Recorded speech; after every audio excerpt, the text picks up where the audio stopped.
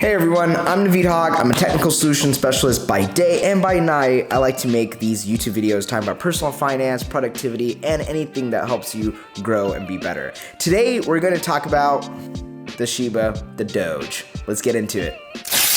Dogecoin. See, it is every retailer's dream to put in a small amount of capital, and with a little bit of a time, that capital can grow into an astronomical amount in money. In order for you to help pay for your loans, put a down payment in on a home, or maybe buy a Tesla. Why not? Like GameStop and now like Doge, it allows many people to do just that. A lot of overnight millionaires get rich or Doge trying. Let's take a step back and go through kind of the key events that gave the rise in the value of Doge. And it really started all the way back in 2013 when Robinhood allowed on its platform Dogecoin. And this really opened up the door for millions of retail investors who were participating in Robinhood enter the market of cryptocurrency and buy something rather very affordable and cheap and a meme, Doge. See, in 2020, that's really when things started scaling up even more. With the pandemic and a lot of folks being stuck at home, they were all wanting to seek entertainment, and largely so was on TikTok.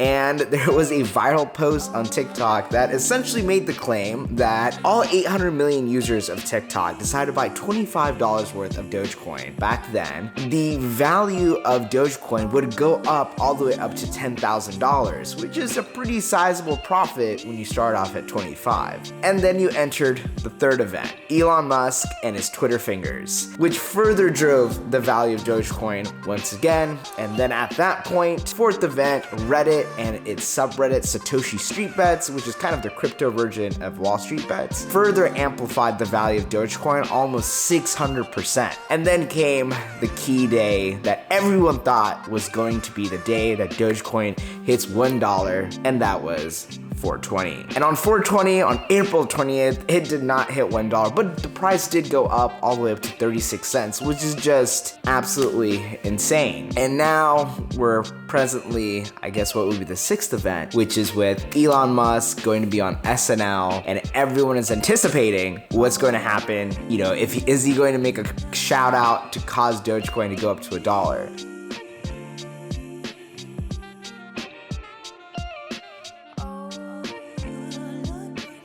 Pros and cons of Doge.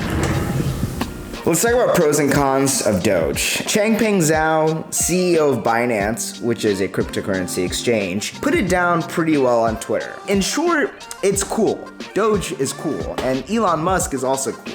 And Elon Musk is the golden standard when it comes to endorsements and marketing. And one of the other benefits of Doge is that it doesn't really have a core team because no one's really hoarding up all the coins. However, the risk is that a very few handful of folks own a large portion of Dogecoin, which can drastically bring down the value of Dogecoin within moments. So, Elon, what's his fascination with Doge? In this clip, he states at the end of the day, it's speculation. So it's an important thing to know as an investor. But the belief that he loves is that faith also loves irony. See, Dogecoin started purely as a currency, as a joke. And the irony of it would be if Dogecoin becomes the standard usage of a cryptocurrency in your day-to-day lives, well, that'd be quite ironic. And the other thing that I personally believe why Elon is so aggressive on Doge is that, well, he's not a huge fan of the SEC, and the SEC isn't a huge fan of crypto, and the enemy of my enemy is my friend.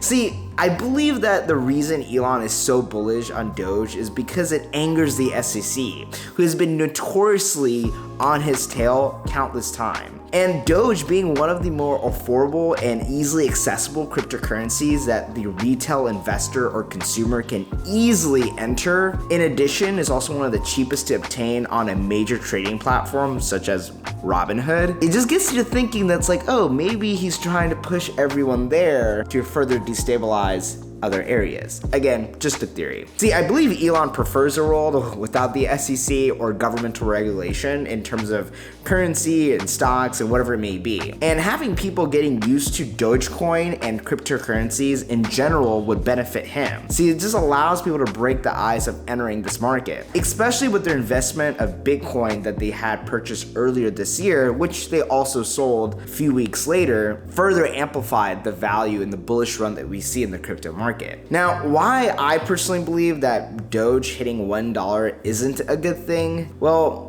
see, when it came to GameStop, we realized a lot of the errors that existed within the financial system, specifically in the stock market. A lot of which people have been saying forever, but now that retail investors were involved, now it's suddenly a problem. See, but with crypto, it essentially means that even a decentralized solution could potentially lead to a lot of chaos and a lot of people losing money and being the bag holders. See, when Doge hits $1, this is how I imagine things are going to unravel. We already know that Robinhood experiences interruptions while trading. We saw this happen with GameStop and AMC and other meme stocks that were thriving. GameStop isn't a meme though. We also saw this happen with Dogecoin as recently as last week, where the ramping purchase of Dogecoin caused their systems to essentially falter and they weren't able to process any more transactions. Since a large portion is owned by a handful of individuals, it's safe to say that those individuals bought their crypto on different channels that are not as populated or will experience the outages that Robinhood does. Which in that case makes me think that when the value hits $1, a large majority of individuals who own Dogecoin at a very early point in their lives are going to sell off. And by the time that Robinhood and the retail investors on Robinhood are able to sell, the value will have plummeted greatly. See, the folks who came in, let's say after 50 cents, were probably people coming through the Robinhood channel, which won't get the chance to sell or go through on their platform due to potential technical difficulties that may arise. Now, with all that to say, eventually by the time you get to sell it, you may make no money at all. You may lose all your investment that you had initially put in. And the reality is that not everyone can win in a pump and dump situation. Now, if you came in really early on, and